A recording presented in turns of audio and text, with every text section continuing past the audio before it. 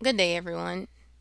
Today we'll be analyzing influenza mortality trends from 2009 to 2017 and using this data to determine where healthcare resources should be allocated.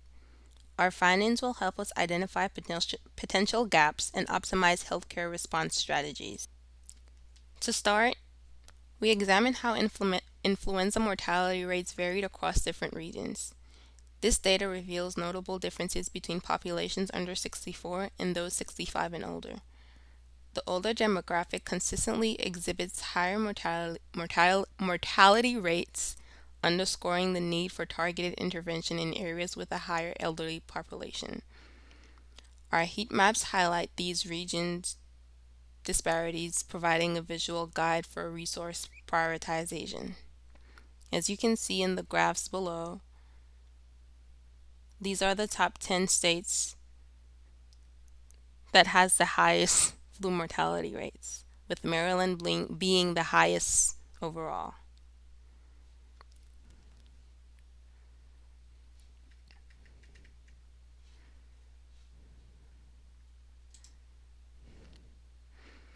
Next, we explored correlations between flu-related deaths and population data. Our analysis shows a clear pattern. The older population, 65 and older, consistently exhibits higher flu mortality compared to those under 64. This reinforces the need for targeted resource distribution. By understanding how mortality rates correlate with population demographics, we can tailor our interventions to better serve those most at risk. We also conducted a t-test to compare flu mortality between the two age groups. The results show a statistically significant difference, with a t-statistic of 59.58 and an extremely low p-value indicating that the difference in mortality rates is not due to some random chance. In simpler terms, older individuals are at a significantly higher risk of flu-related deaths, which show which should guide our decision on where to allocate healthcare resources more efficiently. In the correlation chart that you see here, we have included all four regions to show what they look like for the 65 and older age group. We can go through them by year, starting with 2009, or we can compare and contrast to see what the differences will be. Highlighted would have been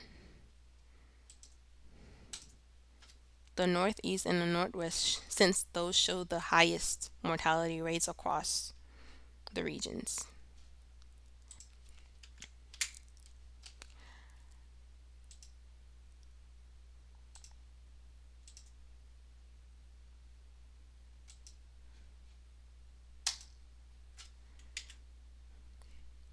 Now let's focus on our predictive trends. On this slide, you'll notice two distinct charts. The top chart, which shows the top 20 mortality states, and the bottom chart, which displays the bottom 20.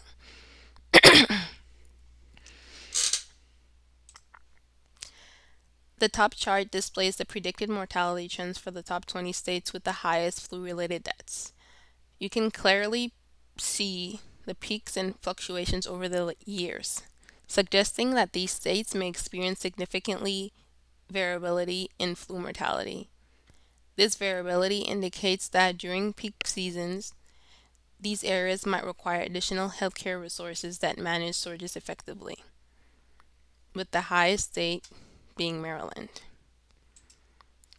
In contrast, the bottom chart shows the predicted mortality rates for the bottom 20 states with the lowest flu mortality rates. The trends here are much more stable, with only minor fluctuations over time. While these states still require some monitoring, their need for extra resources during peak periods is considerably lower, with the lowest being Nebraska. And by comparing these two sets of states side by side, we can better understand where to prioritize resource allocations. ensuring that the high risk areas receive the additional support they need during the critical times.